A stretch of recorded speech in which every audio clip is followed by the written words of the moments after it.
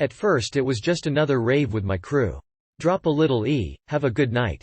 What I didn't know was this was going to be one rave I probably won't ever forget, what I can remember that is. We started out the night reaching the club around midnight. Didn't have the drugs when we got there, but that wasn't a problem. I found a buddy of mine and dropped a couple of tabs of orange Motorola. Good way to start the night. Rolling for a few hours sounds good after the week of work I've had. I waited around with my crew for a while, didn't seem to be getting the effects as quickly as usual. Didn't stress. Not all tabs work the same, right? Decided to step out and have a smoke. My buddy steps out and he's pissed. He dropped a tab at the same time I did and he wasn't feeling anything. I calmed him down and convinced him to wait a while before finding the dealer and starting something ugly. I had a couple of smokes then headed back in. It was unusually hot on the floor tonight, so I had a seat next to the door to chill for a while. No effects, back's feeling a little better though. One of my friends who had never tried E before tonight wandered over to me. He's rolling, wearing a mask and looking like he's having a good time. He takes the mask off and shoves it in my face. The icy vapors coming off the mask mean only one thing that I seem to overlook: Vicks Vapor Rub. This is what I had been missing. I inhaled deeply and that was where my night really started.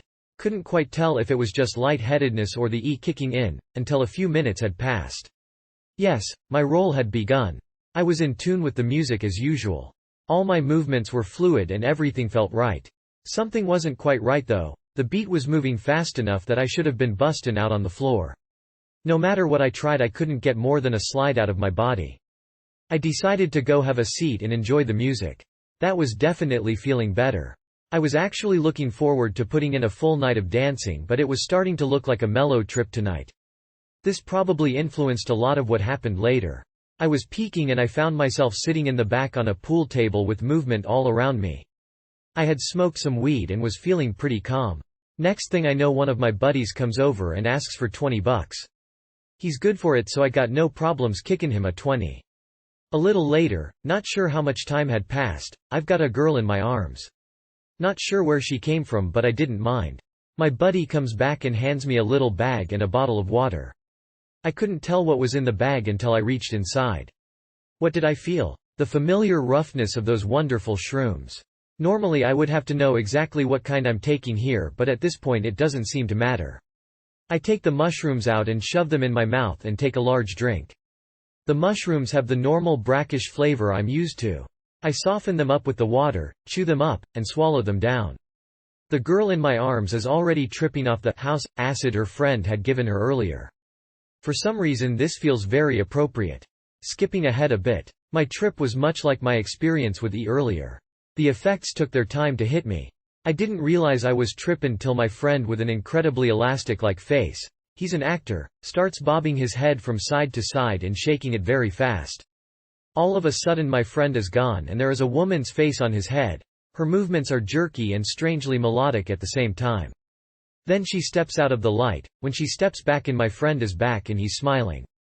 I can't do anything but smile back and sit back down on the pool table. I'm trippin' and I'm trippin' hard. The girl is back in my arms and she's kissing me. Feels kinda weird, not quite like it should, feels good though. Not too much comes to me from this point besides sitting down at a table with a pipe in my hand and taking a hit. Doesn't quite taste the same as usual. My buddy leans over and whispers, "Opium," in my ear. The whisper echoes through the vaults of my mind for a while, then I shrug and take another hit. I'm still in total control, but I'm just about to hit the edge and fling myself right off. Next thing I know, the music stops. Somebody lifts the record off the table and the beat that has been invading my senses for the last 6 hours is gone. People are coming around and picking up all the chairs. It's time to go outside and face whatever reality has to throw at me. I get into the car with 3 people that I can truly say are 3 of the best people I have ever known. I drive to my buddy's house and we get out, walk through the house and into the garage.